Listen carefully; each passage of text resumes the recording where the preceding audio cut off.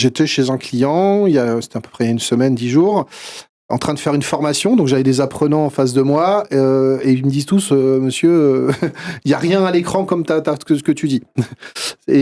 Ah ouais, non mais live.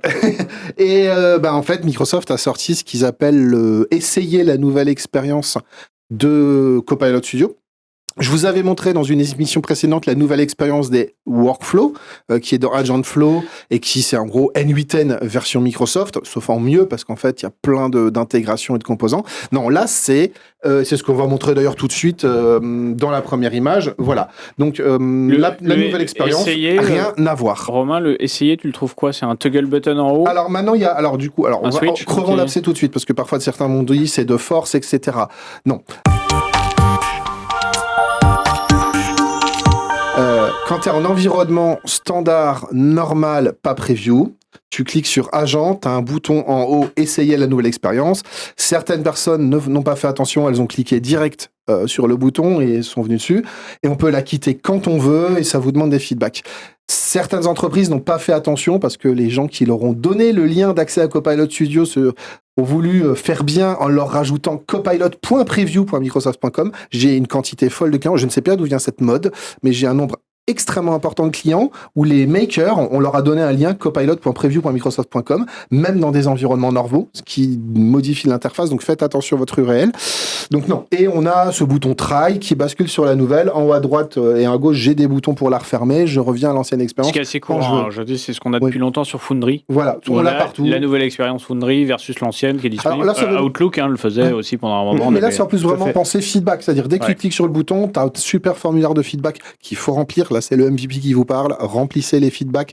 Je vous jure qu'ils sont utilisés parce qu'en fait, moi, j'ai vu des feedbacks. Dans les 72 heures, ils étaient intégrés. Donc, allez-y. Et donc, très important... Je préfère le rose. Voilà.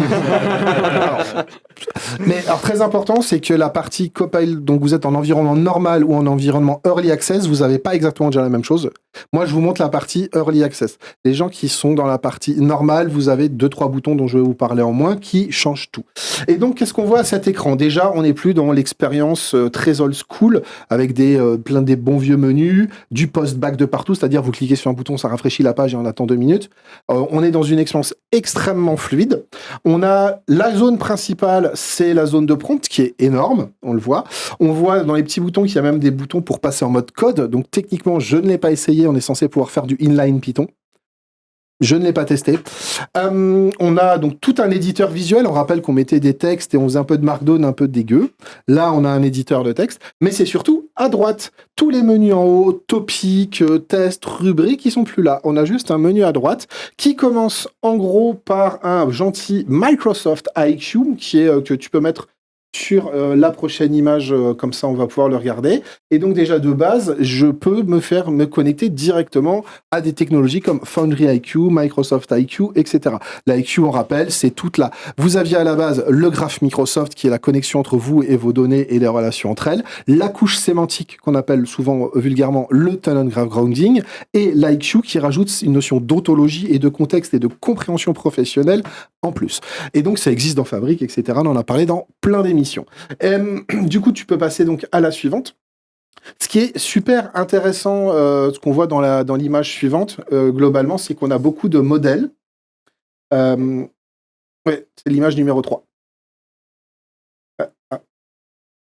Donc l'image numéro 3, donc, c'est les modèles, on en a plein. Donc là, je suis bien sûr en environnement preview, dans un moment où j'ai tout accepté. On a du Mistral, on a du Claude, on a du GPT. J'ai pas cliqué sur activer Grok, mais voilà. Enfin, on a globalement tout ça. Donc ça, c'est super intéressant en termes de qualité là-dessus. Et donc oui, si tu passes, on va passer globalement à la suivante aussi, comme ça permet d'aller plus vite. On a une notion de skills. Et donc cette notion de skills, où là, je vois un gros drag and drop. Donc déjà, ça veut dire que je vais venir avec des packages de skills quand je dis que les feedbacks vont vite. Jour 1... On devait juste écrire à la main des skills. Jour 2, on peut les déposer. Jour 5, on peut mettre des zips directement. Voilà, juste pour donner la vitesse à laquelle Microsoft prend les feedbacks. Et donc, si tu mets la suivante, globalement, les skills, c'est une révision profonde et complète de ce qu'on appelait les rubriques. Historiquement, les rubriques, c'était des mini-workflows. qu'on utilisait un prompt pour décrire les conditions de rentrée dans ce workflow, et des tâches, elles venaient s'enchaîner globalement. Et on pouvait dire, là j'ai des variables, là appelle pour automate, là appelle tel outil. Ou on utilisait un prompt global de l'agent où on lui demandait d'utiliser tel outil. Tel outil de telle manière. Voilà. Et vu que c'était pas très fiable, on devait toujours faire / choisir à la main l'outil. Alors, pour la tâche 1, fais / le nom de l'outil, pour la tâche 2, machin. Moi, j'ai eu très très peur. Quand l'outil est sorti, j'ai des gens qui étaient là au bureau le jour où je suis sorti, ils m'ont vu extrêmement chanchon. J'ai vu les rubriques disparaître. C'est rare. Non, c'est rare. Voilà, ça n'arrive jamais. Non, là, j'étais vraiment, vraiment chanchon, à avoir mal à la tête. Mais l'idée, c'est que je voyais les rubriques disparaître. Comment je remets ça? Parce que c'était le sujet des conférences qu'on a donné le mois dernier. Le processus d'entreprise, ce n'est pas que de l'IA. Un processus d'entreprise, c'est un équilibre entre des processus existants qui sont déterministes et des IA qui viennent s'intégrer au bon endroit. Et moi, mais j'ai plus mes topics, comment je fais la vraie vie? Alors, bien sûr, il y a Power Automate, mais Power Automate, je disais, désolé les gars, c'est lent. Alors, c'est là où tout a changé. Première chose, dans cette expérience, on est sur la nouvelle expérience de workflow de force. Donc, des Power Automate, mais dans la seconde. Donc, déjà, fin de l'histoire. Power Automate lent, ça va être terminé.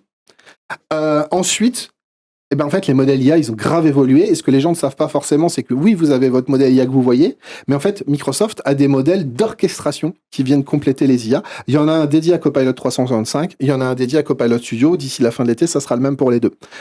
C'est petite info pertinente. Et en fait, ces modèles, aujourd'hui, ils ont tellement évolué. Franchement, on a fait des tests avec des collègues. Surtout, je remercie Julien qui a fait beaucoup de tests hier soir. Et globalement, en fait, franchement, ils se trompent pas. Okay. Et même, en fait, c'est où avant, il fallait le nom exact de l'outil. Là, tu lui dis, j'ai besoin d'utiliser tel outil pour faire ça, telle connaissance pour faire ça. Il se plante pas. Franchement, impressionnant. Il respecte les successions de tâches. Les gens qui ont essayé de faire de l'IA, dire fais tâche 1, puis tâche 2A, puis tâche 2B, puis quand c'est ça, va à la 3C. C'était mort, hein. On faisait du Power Automate ou du topic. Il se trompe pas. Moi, ça m'a vraiment scotché et réconcilié avec l'outil. Et c'est ça qui est vraiment fou. Et donc, ce qui change, c'est que globalement, donc là, dans un exemple que j'ai fait l'agent HR classique, où j'ai donné toujours l'exemple, pour le télétravail, il faut faire un topic dédié qui, quand on parle télétravail, va choisir le document télétravail. Et donc, il fallait vraiment le forcer à la main en disant, et ça me faisait peur. Je voulais, pour garder de la précision, me dire, je veux cibler un document, je veux cibler un dossier en particulier, parce que c'est ce que je raconte depuis des années avec clients. Dire, sur ces questions-là, on sait que c'est dans le dossier RH et pas ailleurs, va pas prendre d'autres sources. Et va dans le dossier Remote Work, va prendre le bon truc. Et j'ai été terrifié, je lui dis, mais mes agents, ils marchent plus, c'est un gadget, votre truc. Et donc, j'ai enfin eu le temps d'un petit peu le reproduire. Et déjà, ma grande surprise dans l'image d'après, c'est que le mode test qu'on avait avant, où j'avais un petit chatbot à droite qui n'avait aucun rapport avec le monde réel. Donc déjà, c'était les problèmes entre ce que je testais et ce que j'avais. J'ai là l'équivalent d'une vraie fenêtre Teams où j'ai un mode debug où à l'écran, je vois toute la réflexion et j'ai un mode end-user où en fait, c'est Teams, globalement. Donc déjà, fini de ces histoires-là. Et je le vois utiliser mes skills, utiliser ses connaissances, utiliser mes recommandations. Je lui dis, tu as un dossier télétravail à utiliser que quand c'est le télétravail. Donc j'ai fait un skills télétravail. Il a compris que c'est le skills comme si c'était un topic. On le voit, c'est la première chose qu'il fait si c'est lisible. C'est on parle télétravail, c'est le topic télétravail. Dans le topic télétravail, je lui dis, dans le topic lapsus, dans le skills télétravail, je lui dis j'ai un dossier télétravail, utilise uniquement son contenu. Je m'attendais pas à grand chose, j'ai été bluffé. Alors j'ai affiché toute la réflexion pour montrer que c'est nouveau et franchement c'est cool.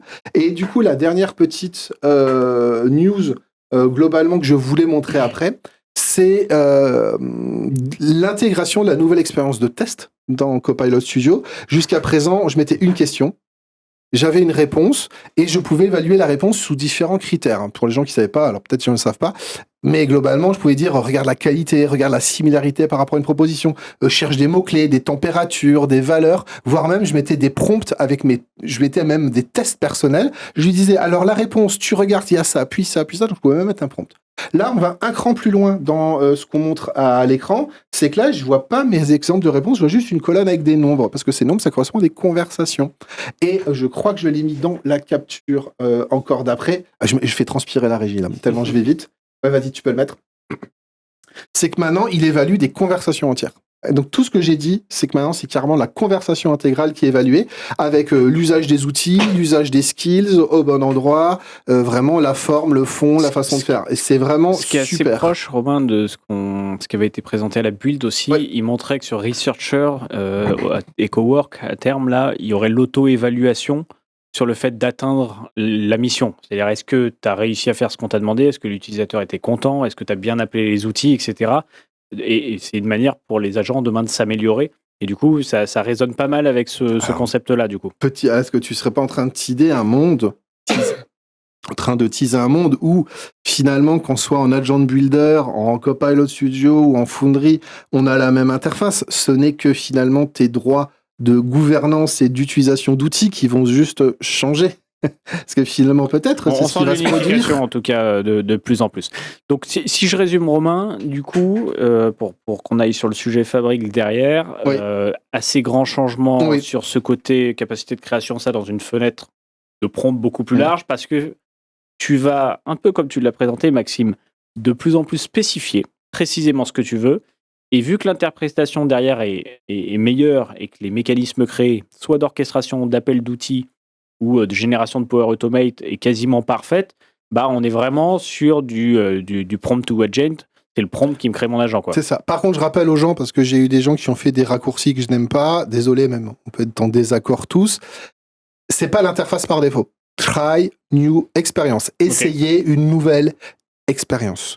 On aime ou on n'aime pas, c'est une nouvelle manière de développer les agents. C'est une nouvelle façon de faire qui, pour le moment, en termes de communication, sera parallèle à l'autre. Est-ce qu'elle va remplacer? On ne sait pas. Deuxièmement, c'est là, même si ça a été déposé chez tout le monde, ça reste essayer une expérience. Donc, c'est là où Microsoft n'est peut-être pas clair. C'est une preview. Bien sûr. Donc, elle est incomplète. Je ne l'ai pas montré là. Il n'y a pas tous les connecteurs. Il n'y a pas toutes les sources de données. Les sous-agents viennent d'être désactivés. Donc, c'est une preview. Et donc, pour les questions qu'on m'a posées, demain matin, je donne 3 heures de formation. Je vais la faire sur l'expérience habituelle. Parce que ça ne sait aujourd'hui... Je pense qu'avant le mois de septembre, ça va bouger tous les jours. D'ailleurs, moi, en tant qu'MVP, je fais des feedbacks. Dans les 48 heures, ils sont intégrés. Je pense qu'aujourd'hui, c'est bien de l'essayer. C'est bien pour les IT pros d'aller dessus. Par contre, pour les débutants ou makers, moi, je vais continuer à les mettre sur l'expérience habituelle qu'on a depuis 2 ans. En tout cas, au moins, jusqu'à la rentrée. Ça montre la vision. Et ça montre la vision. J'approuve complètement, oui. Que tu approuves. Bah, merci aussi pour la petite synthèse là-dessus. Et ça montre surtout que ça marche bien tout de suite. On est dans une preview qui déjà te bluffe. Et donc ne peut être que intéressante à suivre pour la suite. C'est ça.